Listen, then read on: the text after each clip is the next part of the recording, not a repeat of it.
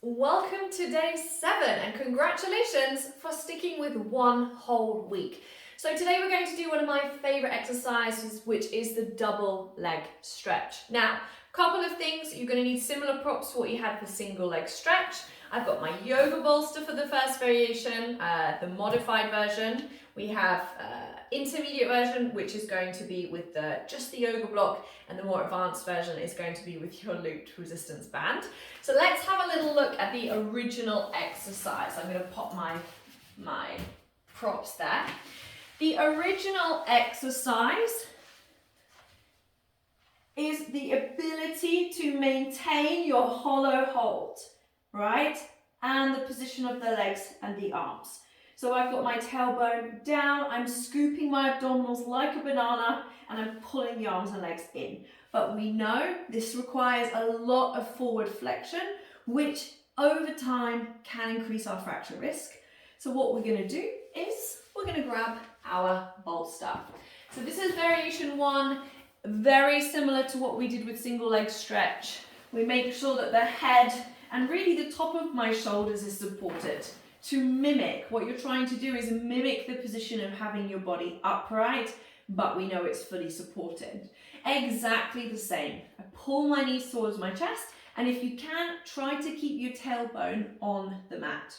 I'm going to inhale and stretch my arms and legs overhead, drawing my abdominals in. You'll notice that my legs are a little bit higher than they were if the head was lifted. I circle my arms around and I pull my knees into my chest.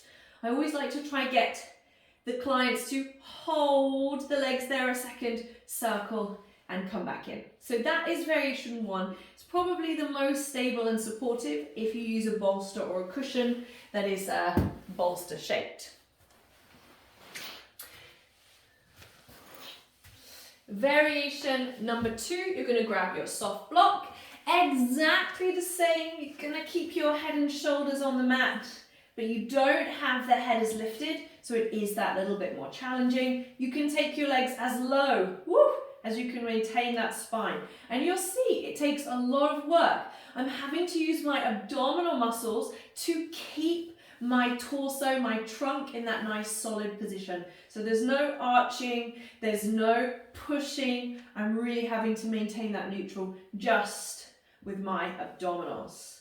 And then our third and final version, our more advanced version, is we take our band and we place it underneath the arches of the feet, as you can see, and I'm going to put a little bit of tension the same way I did for my single leg stretch. And you'll notice if I push outwards with the thighs, we're trying to engage down the side of the legs. From there, keeping your tension on the band, you're going to draw the knees in towards the chest. You're then going to breathe in, shoot the arms and legs out, scoop the abdominals in, circle the arms around and pull. And all the time I'm pulling outwards on my band, okay?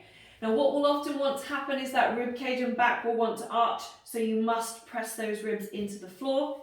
The more you pull your legs out on the band, the more tension you're going to have down those legs. So modify, lift the legs, and so modify and find the position that works best for you. Well done, gang. There we go. Another day sorted, 1 week completed, and I will see you on the mat for day 8.